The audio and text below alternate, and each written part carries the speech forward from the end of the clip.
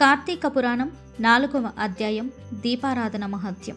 జనక మహారాజు వశిష్ఠుల వారు చెప్పిన నదీ స్నానం యొక్క మహత్యం విన్న తర్వాత, ఓ మహాత్మా, అమృతము వంటి మీ పలుకులు వింటుంటే ఎంతో పరవశం కలుగుతుంది. ఎంత విన్నప్పటికీ తనివి తీరడం లేదు. కార్తీక మాసంలో ఏ ఏ దేవతలను ఉద్దేశించి వ్రతము చేయాలో నాకు దయతో చెప్పమని కోరుతున్నాను. నాకు కార్తీక మాస ప్రభావం వివరించమని ప్రార్థించారు. వశిష్ఠుల వారు ఆ మహారాజు కోరిక విని కార్తీక మాస మహత్యమును వివరించసాగారు. మహారాజా, సకల పుణ్యాన్ని ప్రసాదించే కార్తీక మాస ప్రభావం గురించి చెప్తాను. సావధానంగా విను. ఈ కథలను వినుట వలన సకల పాపములు పోతాయి, సకల పుణ్యాలు ప్రాప్తిస్తాయి. కార్తీక మాసంలో సాయంకాలం శివాలయంలో ఈశ్వర ప్రీతి కొరకు దీపారాధన చేస్తే అన్ని పుణ్యాలు ప్రాప్తించును.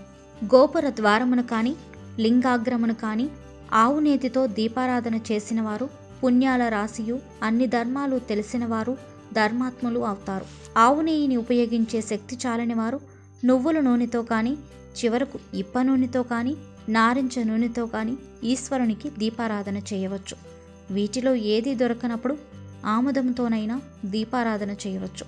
ఈ వ్రతం పుణ్యం కొరకు కానీ, ఆర్భాటం కొరకు కానీ, ఏదైనా ఫలితాన్ని ఆశించు కానీ, పేరు ప్రఖ్యాతుల కొరకు కానీ, ఏ విధంగా అయినా సరే తెలిసి చేసినా తెలియక చేసినా దీపారాధన మహిమ పొందుతారు. దీనికి చక్కని ఒక కథ ఉంది, చెప్తాను విను అంటూ ఈ విధంగా చెప్పసాగాను. పూర్వకాలంలో పాంచాల దేశాన్ని పరిపాలించే ఒక మహారాజు అష్టభోగాలు అనుభవిస్తున్నాడు. సంపదలో కుబేరునికి మించిపోయాడు. అతనికి ఎంత సంపద ఉన్నప్పటికీ సంతానం లేకపోవడం వలన మనశ్శాంతి లేకపోయింది. బిడ్డలు లేని వారికి సద్గతులు కలగవనే నమ్మకం వలన సంతానం పొందాలని అనేక వ్రతాలు దానాలు చేశారు. చివరికి గోదావరి నదీ తీరం చేరుకొని అక్కడ తపస్సు చేయడం మొదలుపెట్టాడు. ఆ రోజు ఆ విధంగా తపస్సు చేసుకుంటూ ఉండగా గోదావరిలో స్నానం చేసే నెపంతో పైనల్పుడనే ఒక ముని తపస్సు చేసుకుంటూ ఉన్న రాజును చూసి, ఆ రోజు ఆ విధంగా తపస్సు చేసుకుంటూ ఉండగా గోదావరిలో స్నానం చేసే నెపంతో పైన అల్పుడనే ఒక ముని తపస్సు చేసుకుంటూ ఉన్న రాజును చూసి, రాజా, నీవెందుకు తపస్సు చేసుకుంటావని అడిగాడు. చివరకు గోదావరి నదీ తీరం చేరుకొని అక్కడ తపస్సు చేయడం ప్రారంభించాడు. ఆ రోజు ఆ విధంగా తపస్సు చేసుకుంటూ ఉండగా పైనల్పుడనే ఒక ముని తపస్సు చేసుకుంటూ ఉన్న రాజును చూసి, రాజా, నీవెందుకు తపస్సు చేసుకుంటున్నావని అడిగాడు. రాజు సత్యవ్రతుడై పైనల్ప మహామునికి నమస్కరించి తన తపో కారణాన్ని వివరించాడు. అది విన్న మహాముని దయకలవాడై, మహారాజా, కార్తీక మాసంలో స్నాన జపదానాదులను చెయ్యి. సాయంకాలం శివాలయంలో దీపారాధన చేసినట్లయితే నీకు తప్పక సంతానం కలుగుతుంది అని దీవించి వెళ్ళిపోయాడు.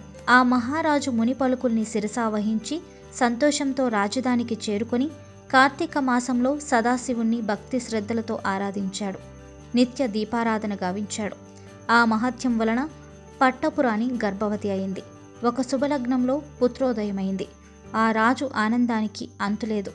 ఆ శుభ సందర్భంలో బ్రాహ్మణులకి వస్త్రములు, రత్నభూషణాదులు సమర్పించి సంతోషపరిచాడు. తన బిడ్డకు శత్రుజిత్ అని నామకరణం చేశాడు.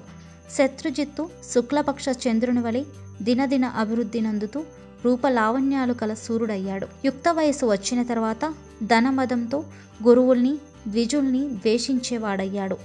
జాతి సంకరాన్ని ప్రోత్సహించేవాడుగా అయ్యాడు. ఆ పురంలోని ఒక బ్రాహ్మణుని భార్య ఉంది. తుమ్మెదల వలె నల్లనైన ముంగురలతో, నిండు చందమామ వంటి ముఖంతో, చిగురాకు వంటి పెదవులతో, చిలుక పలుకుల వంటి పలుకులతో, చేపకండ్ల వంటి కన్నులతో, లేత చిగురాకుల వంటి పాదాలతో, అరటి కంబాల వంటి తొడలతో, సన్నని నడుము కలిగి సౌందర్యములో రతీదేవిలా చూపరుల దృష్టిని ఆకర్షిస్తున్న ఆమెను ఒకరోజు రాకుమారుడు శత్రుజిత్తు చూశాడు. ఆమె అందానికి ఆశ్చర్యపోయాడు. ఆమె పొందు కోరాడు. ఆమెను సమీపించి తన కోరిక చెప్పాడు. ఆమె కూడా రాకుమారుని అందచందాలకు ముగ్ధురాలైంది. అతని కోరిక కాదనలేకపోయింది. ఇద్దరూ ఒక రహస్య స్థావరాన్ని ఏర్పరచుకున్నారు. ఆ బ్రాహ్మణ స్త్రీ రాత్రివేళ తన భర్త నిద్రపోయిన తర్వాత రాజగృహానికి పోయి రాకుమారునితో సంతోషంగా గడిపి భర్త మేలుకొనక ముందే ఇంటికి చేరుకునేది. ఈ విధంగా కొంతకాలం జరిగింది. ఆ బ్రాహ్మణ స్త్రీ చెడ్డ ప్రవర్తన అందరికీ తెలిసింది. ఆమె ప్రవర్తనను భర్త కూడా అనుమానించాడు. ఆమె చేస్తున్న పనిని గ్రహించాడు. ఏ విధంగానైనా ఆమెను నరకానికి పంపించటమే సరి అయినది అనే నిశ్చయానికి వచ్చాడు. సమయం కొరకు ఎదురు చూస్తూ ఉన్నాడు. ఆ స్త్రీ భర్త గమనించాడని కొంచెం జాగ్రత్త పడింది. ఇంతలో కార్తీక పౌర్ణమి వచ్చింది. ఆ రోజున ఆ బ్రాహ్మణ స్త్రీ శివాలయంలో దీపారాధన చేయాలని వెళ్ళింది. అదే సమయానికి రాకుమారుడు శివాలయానికి వచ్చాడు. ఇద్దరి కళ్ళు కలిశాయి. వాళ్ళిద్దరూ తమ కోరిక ఆ గుడిలోనే తీర్చుకోవాలనుకున్నారు. ఆమె తన చీర చెంగు చింపి ఒత్తి చేసి ఆముదం వేసి ఆ శివునికి దీపారాధన చేసి రాజకుమారునికి సైగ చేసి ఇంటికి వెళ్ళిపోయింది. రాజకుమారుడు తన కొరకే దేవాలయంలో వేచి ఉంటాడు కాబట్టి భర్త ఎప్పుడు నిద్రపోతాడా అని ఎదురు చూస్తుంది. అవమానంతోనూ అనుమానంతోనూ కృషించిపోతున్న ఆమె భర్త ఆమెలోని కంగారుని గమనించి నిద్ర ముంచుకొస్తున్నట్లు నటిస్తూ దొంగ నిద్రపోయాడు. ఆమె తన భర్త నిద్రించినట్లు నమ్మకం కుదుర్చుకొని రహస్యంగా శివాలయం వద్దకు చేరింది. దీపపు ప్రమిద నిండుగా ఆమదం పోసి ఒత్తి పెద్దదిగా చేసి దీపాన్ని ప్రజ్వలింపచేసి ఆ వెలుగులోని రాజకుమారునితో ఆనందాబ్దిలో మునిగిపోయింది. ఆమె వెంటే రహస్యంగా వచ్చిన ఆమె భర్త మెల్లగా తలుపులు వేసి కత్తితో భార్యను పొడిచి వెంటనే రాజకుమారుని కూడా హత్య చేశాడు.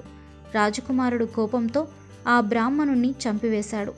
ఈ విధంగా ముగ్గురు ఒకేసారి కార్తీక పౌర్ణమి సోమవారం నాడు చనిపోయారు. ప్రాణాలు తీసుకొని పోవడానికి యమలోకము నుండి యమభటులు పాసాయుధాలు పట్టుకొని వచ్చారు. శివలోకము నుండి శివకింకరులు వచ్చారు. శివదూతులు రాజకుమారుని బ్రాహ్మణుని భార్యను విమానం మీద కైలాసం తీసుకొని పోయారు. భయంకర ఆకారాలతో ఉన్న యమభటులు ఆ బ్రాహ్మణుని కాళ్ళు చేతులు కట్టి యమలోకం తీసుకుపోయారు. అప్పుడు ఆ బ్రాహ్మణుడు భటులను చూచి, ఓ యమభటులారా, ఏమిటి ఈ అన్యాయం? మీరు పొరబడి ఉంటారు. రాజపుత్రుడు నా భార్య పాపాత్ములు, అలాంటి వారు విమానం మీద కైలాసం పోవడం ఏంటి? సదాచార సంపన్నుడైన నన్ను మీరు ఎందుకు తీసుకువెళ్తున్నారు?